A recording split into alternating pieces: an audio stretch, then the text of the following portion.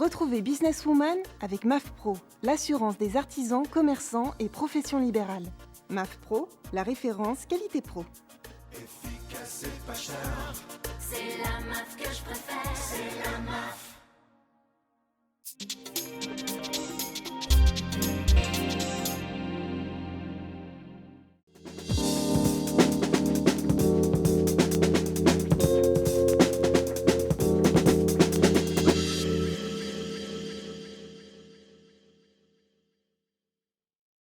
Bonjour et bienvenue dans l'émission Businesswoman, votre rendez-vous dédié à l'entrepreneuriat au féminin qui s'intéresse aujourd'hui aux premières étapes de toute création d'entreprise, le choix du statut juridique.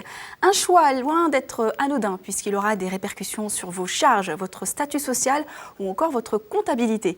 Alors comment bien choisir son statut? C'est le thème qu'on a choisi d'aborder aujourd'hui aux côtés de Laure Thibault. Bonjour. Bonjour. Vous êtes juriste pour la PCE, on le rappelle, l'Agence pour la création d'entreprise. Merci d'être avec nous. Merci. Et puis à côté de vous, donc Monia Jardin, bonjour. Bonjour. Alors vous avez pas mal de choses à nous raconter à ce sujet. Vous avez fait des mauvais choix qui vous ont conduit à des choses plus ou moins fastes. Et puis après, vous avez su rebondir. Alors aujourd'hui, vous êtes conseillère en organisation. Est-ce que vous pouvez nous en dire plus ? Alors j'accompagne les femmes qui sont débordées, qui en ont assez de courir et qui souhaitent concilier la vie professionnelle et la vie personnelle. Alors aujourd'hui, si vous êtes avec nous sur le plateau, c'est parce que vous avez créé une première activité en EURL, donc vous n'avez pas écouté votre entourage quelque part qui vous a conseillé de démarrer plus sereinement avec un statut auto-entrepreneur et ça vous a coûté très cher. Tout à fait. Alors, donc, on m'avait bien conseillé, on m'a conseillé de commencer en auto-entrepreneur et je n'ai pas voulu écouter parce qu'en fait j'avais envie de faire quelque chose d'assez grand. Je me disais j'ai pas envie de commencer tout petit et de me dire je fais une petite entreprise. J'étais assez motivée et puis je me disais aussi que ça faisait pas très sérieux de dire qu'on était auto-entrepreneur. Laure Thibault, quelles sont les questions à se poser avant de choisir son statut? Est-ce que le cas de Monia est un cas à part? Non, ce n'est pas un cas à part. C'est vrai que ça arrive souvent, la question importante du choix du statut juridique, que Monia, bien sûr, s'est posée, puisqu'elle est seule, c'est de savoir est-ce que je crée en entreprise individuelle ou sous forme de société.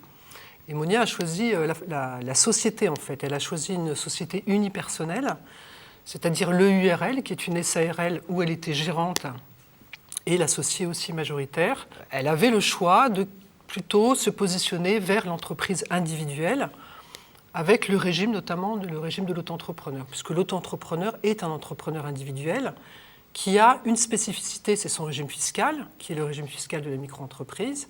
Et surtout, la nouveauté de l'auto-entrepreneur, c'est qu'il paye ses cotisations sociales sur la base du chiffre d'affaires et non pas sur la base du bénéfice. On y vient justement, c'est en là où justement ça a été un mauvais choix, de par justement les charges sociales que vous avez payées sur une activité qui était encore, on va dire, naissante. Est-ce que vous pouvez nous dire un petit peu comment ça s'est passé la suite? Alors en fait, je n'ai pas... j'avais des cotisations assez importantes à régler, même quand je ne gagnais pas beaucoup d'argent. Ce qui n'est pas le cas avec le statut auto-entrepreneur. C'est ça le statut d'auto-entrepreneur. C'est comme ça qu'on l'a vendu en fait. C'est que c'est un régime où si on ne fait pas de chiffre d'affaires, on ne paye pas de cotisation sociale. Donc pour débuter une activité, c'est idéal. Tout à fait. Parce que quand on débute une activité, on n'a pas forcément des rentrées d'argent régulières et immédiates. Donc c'est une expérience qui s'est soldée par un dépôt de bilan. Oui, tout à fait. Et après quoi, vous avez su rebondir, mais finalement en apprenant de ses erreurs. Tout à fait. Donc, en fait, après, moi, j'ai décidé de choisir le régime d'auto-entrepreneur que je ne voulais absolument pas au départ. Et puis, d'un coup, je n'y voyais vraiment que des avantages. Alors qu'au départ, je ne l'aimais pas du tout. Et puis, finalement, c'est vrai que c'est beaucoup plus reposant de se dire qu'on va payer des charges en fonction de ce qu'on gagne. C'est beaucoup moins stressant. Alors, on va faire un petit peu attention au discours. Le statut EURL n'est pas forcément toujours un mauvais choix quand on démarre une activité. Dans quel cas ça peut être intéressant de passer en EURL, justement? Alors, l'EURL, c'est une société.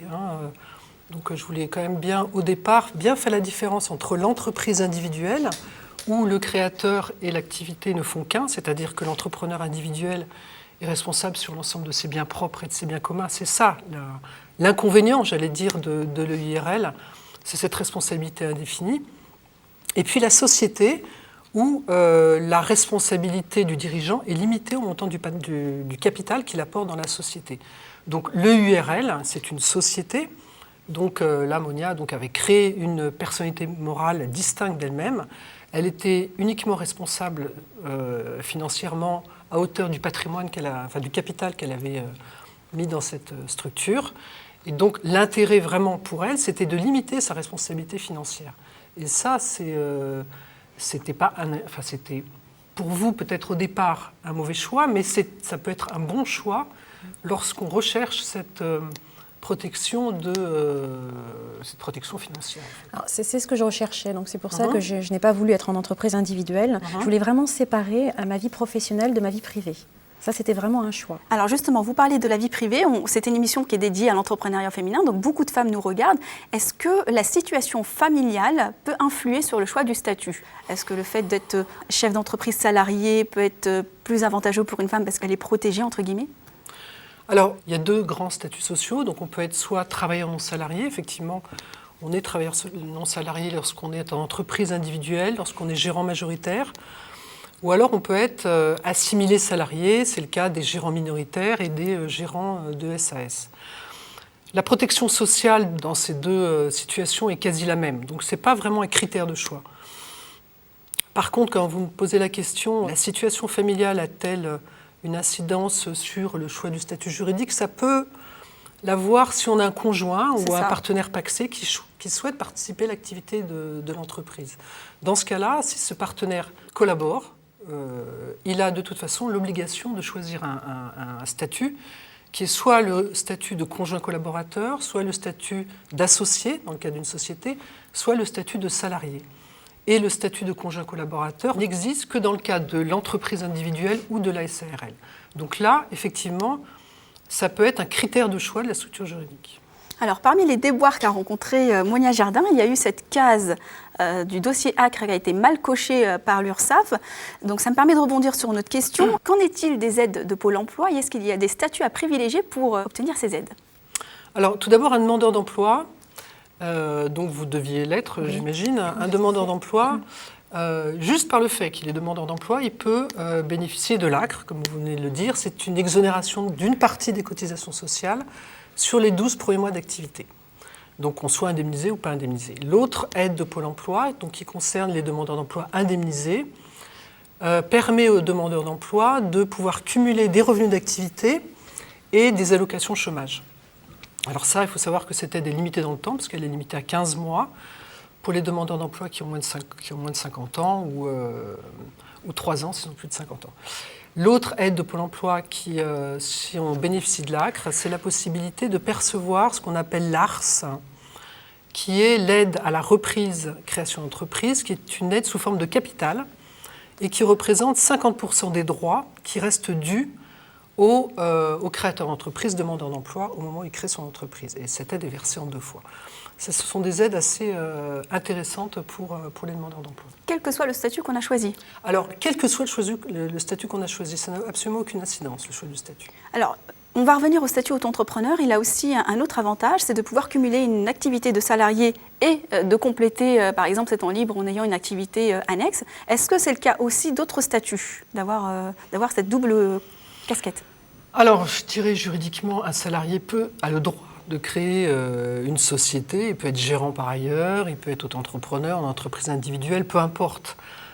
Mais c'est vrai que par sa simplicité, le régime de l'auto-entrepreneur, au départ d'ailleurs, comme je le disais en introduction, a été au départ conçu pour des activités complémentaires. Ce régime convient parfaitement à des activités, à un salarié qui souhaite avoir une activité complémentaire. Alors, Monia Jardin, aujourd'hui, donc on l'a dit, vous avez appris de vos erreurs, vous avez remonté une nouvelle entreprise, mais cette fois-ci, donc, vous avez monté le statut entrepreneur, et là, vous songez à passer au statut, entre guillemets, classique. Oui, parce que je pense que quand c'est l'activité principale, je ne pense pas qu'on puisse se satisfaire très longtemps du régime auto-entrepreneur. Et puis il y a un plafond aussi fiscal à ne pas dépasser.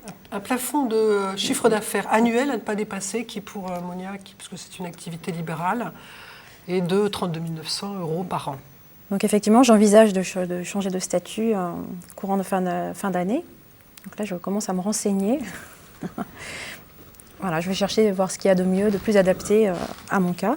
Donc je pense vraiment qu'en tant qu'activité principale, on ne peut pas rester très longtemps en auto-entrepreneur. Enfin, à moins vraiment de se dire, bon, je vais travailler à mi-temps, je ne veux pas travailler beaucoup. Mais si on veut vraiment en faire sa profession principale et qu'on a envie de travailler, ça me paraît un peu juste. Alors, Laure Thibault, pour le cas de Monia Jardin, quel serait le statut le plus adapté, finalement, puisqu'elle est en train de rechercher notamment son nouveau statut.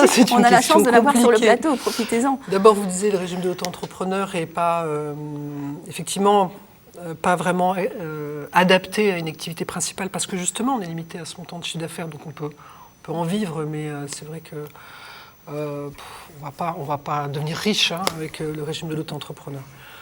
Donc pour vous, si vous voulez, les questions qu'on pose lorsque quelqu'un vient nous voir, les personnes qu'on voit sur les salons notamment, ils nous demandent, voilà, je voudrais créer, j'hésite. La première question qu'on leur demande, c'est est-ce que vous voulez rester seul ou est-ce que vous avez l'intention de vous associer? Déjà, si vous avez l'intention de vous associer, évidemment, la forme de la société, la forme juridique la plus adaptée, puisque vous pouvez faire rentrer des associés. Donc là, c'est SARL, SAS également? Voilà, alors les plus courantes, à 30% des sociétés aujourd'hui se créent sous la forme de SARL. Donc c'est la forme juridique la plus utilisée. Parce que la plus simplifiée? Parce que la plus simple, oui, effectivement, la plus simple, elle est plus cadrée par la loi, donc ça n'exige pas, contrairement au SAS, où la liberté statutaire est importante, à avoir recours à un avocat pour monter ces structures. Il y a plus de liberté dans la SAS, mais la SARL c'est la plus connue et la plus pratiquée, et lorsqu'on a des associés qu'on connaît bien, c'est la plus légitime. Est-ce qu'il est conseillé de faire appel à une personne extérieure dans le choix de son statut? Ça peut être une structure, la chambre de commerce. Vers qui il faut se tourner? Est-ce qu'il y a des ateliers pour former, si on a des questions plus poussées justement sur les statuts juridiques? Alors, j'ai envie de dire que ce soit sur les statuts juridiques ou d'autres, ou d'autres questions. Sûr. De toute façon, il est toujours intéressant de se faire accompagner. Et d'écouter. Et d'écouter et de suivre les conseils. Ouais, suivre les conseils. Parce que c'est vrai qu'on peut avoir des idées arrêtées, mais c'est important les conseils des autres.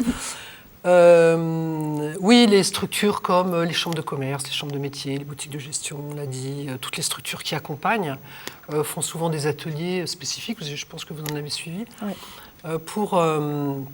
Vous avez déjà des premiers conseils pour être guidé dans le choix de la structure juridique.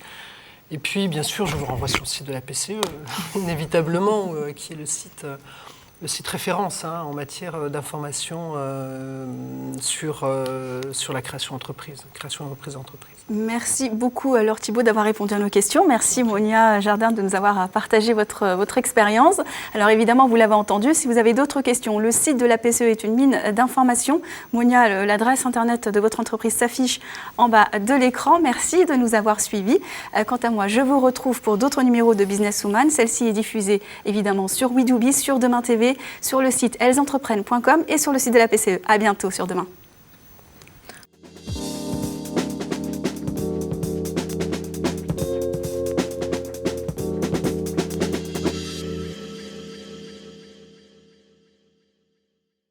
Businesswoman vous a été présenté par MAF Pro, l'assurance des professionnels depuis plus de 60 ans.